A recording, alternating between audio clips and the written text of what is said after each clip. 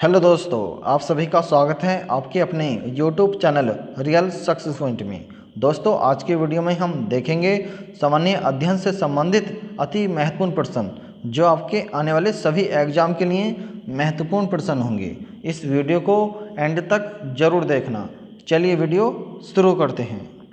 पहला प्रश्न, सर्वाधिक लवणता वाली झील है। इसका सही उत्तर होगा वान झील। सर्वाधिक लवणता वाली झील वान झील है, ये आपको याद रखना है। चलिए नेक्स्ट क्वेश्चन देखते हैं। भारतीय संविधान की 8वीं अनुसूची में कितनी भाषाओं को सम्मिलित किया गया है? भारतीय संविधान की 8वीं अनुसूची में 22 भाषाओं को सम्मिलित किया गया है, ये आपको याद रखना है। चलिए नेक्स्ट क्वेश्चन देखते हैं।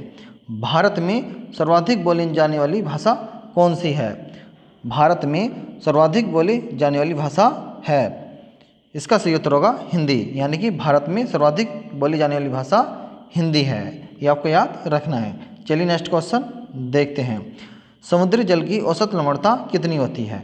समुद्री जल की औसत लवणता 35% यानी कि 35% होती है, ये आपको याद रखना है। चलिए नेक्स्ट क्वेश्चन देखते हैं। श्वेत रक्त का जीवन काल कितना होता है? श्वेत रक्त का जीवन काल 2 से 4 दिन होता है, ये आपको याद रखना है। चलिए नेक्स्ट क्वेश्चन देखते हैं। बोरलॉग पुरस्कार किस क्षेत्र में दिए जाते हैं? बोरलॉग पुरस्कार कृषि के क्षेत्र में दिए जाते हैं, ये आपको याद रखना है। चलिए नेक्स्ट क्वेश्चन देखते हैं। प्रथम ज्ञानपीठ पुरस्कार किसे प्रदान किया गया?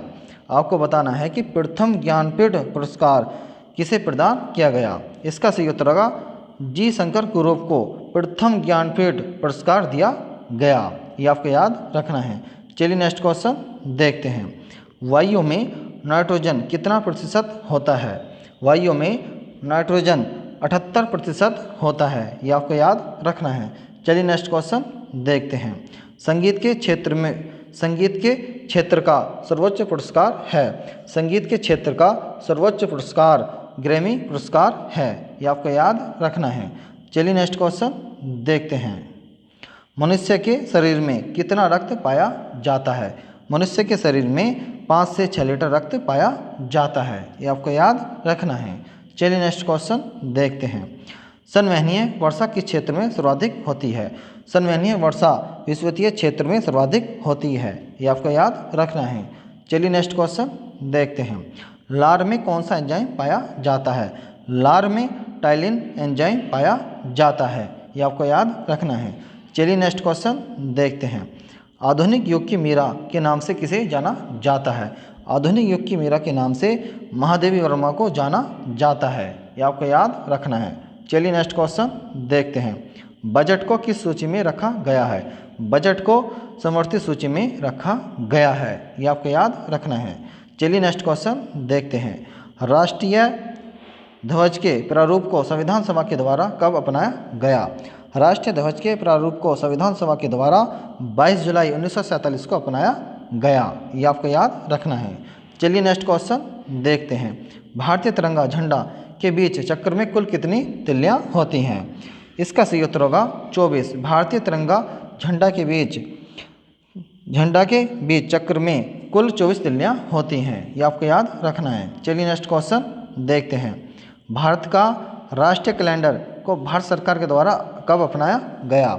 इसका सही उत्तर होगा फ्रेंड 22 मार्च 1957 को। 22 मार्च 1957 को भारत का राष्ट्रीय कैलेंडर को भारत सरकार द्वारा अपनाया गया।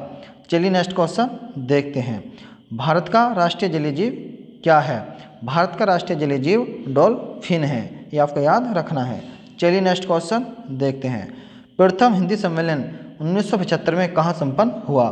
प्रथम हिंदी सम्मेलन 1975 में नागपुर में यानी कि महाराष्ट्र के नागपुर में संपन्न हुआ, ये आपको याद रखना है। चलिए नेक्स्ट क्वेश्चन देखते हैं। सैनवेट का संबंध किससे है? आपको बताना है कि सैनवेट का संबंध किससे है। इसका सही उत्तर होगा उत्पाद शुल्क से, यानी कि सैनवेट का संबंध उत्पाद शुल्क से है। चलिए नेक्स्ट क्वेश्चन देखते हैं। विश्व की सबसे प्राचीन लिखित भाषा किसको माना जाता है? विश्व की सबसे प्राचीन लिखित भाषा सुमेरियन को माना जाता है, ये आपको याद रखना है। चलिए नेक्स्ट क्वेश्चन देखते हैं।